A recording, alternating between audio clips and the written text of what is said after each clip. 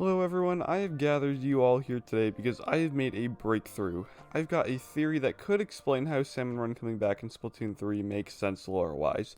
It's been one of the biggest concerns the community has had with Salmon Run coming back, is that they don't think it would make sense. We've been under the perception that we're going to be allies with the Salmonids rather than fighting them, and that Mr. Grizz would be an antagonist. Several theories had led to these conclusions.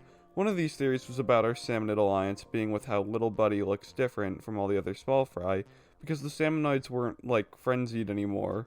And then, of course, there's the whole save our salmons. I've heard over the last few days, kind of just, like, people just absolutely coping with this, saying that it was never really confirmed and that it's not quote-unquote real. And while it is definitely real, with the evidence being that, like, it's literally right here, and it is very possible to make out the word save our salmons. My mentality I'm taking in here is that this wasn't something that was actually supposed to be as taken as literally as we thought it was. The whole value in this was Nintendo talking about the Salmonids, but what does this have to actually do with Salmon Run coming back in Splatoon 3? Well, there's a nice piece of lore that for the last 5-ish years, we haven't exactly known what to do with it, and it's just been going severely overlooked. Maybe because we just didn't know how to just interpret it until now. But this piece of lore I'm talking about right here is the Book of Madai Sunken Scroll from Splatoon 2. I think the Salmonids are just straight up preparing for what they believe to be the apocalypse. The first place we'd have to start unpacking this is with the new Salmon Run map, Sakai Station, which, if you didn't know, is the name of the new map. The description of this map is described as a base, which is very different from all the maps we've played in Salmon Run already.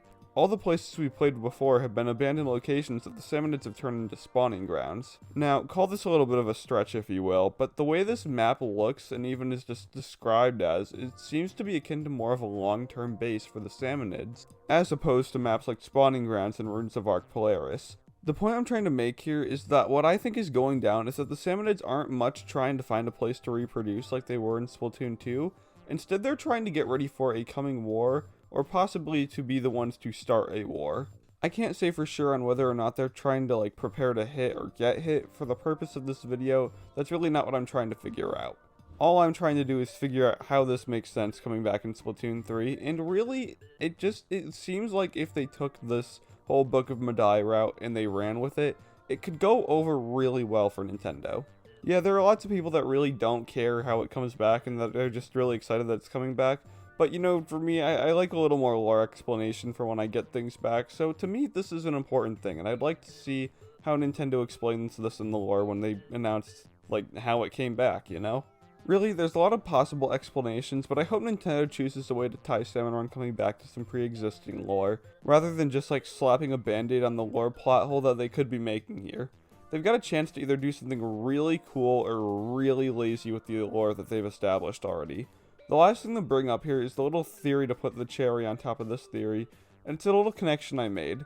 So clearly the Salmonids are still using Octarian technology. Oh, just wait till you see where I'm going with this. So they've probably still got a trade agreement with the Octarians.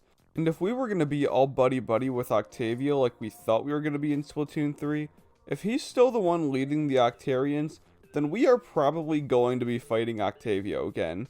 Reason being here is because if the Salmonids are still receiving weapons and armor from the Octarians, they're getting those so they can fight us, who are attacking them and stealing their eggs. And if we're going to be allies with Octavio, I don't see him sending another one of our enemies to fight us. Just a little food for thought here on how we could very much be fighting Octavio for a third time. And you know what? That's how I'm going to leave you for today. Have fun thinking about that, gamers. See ya.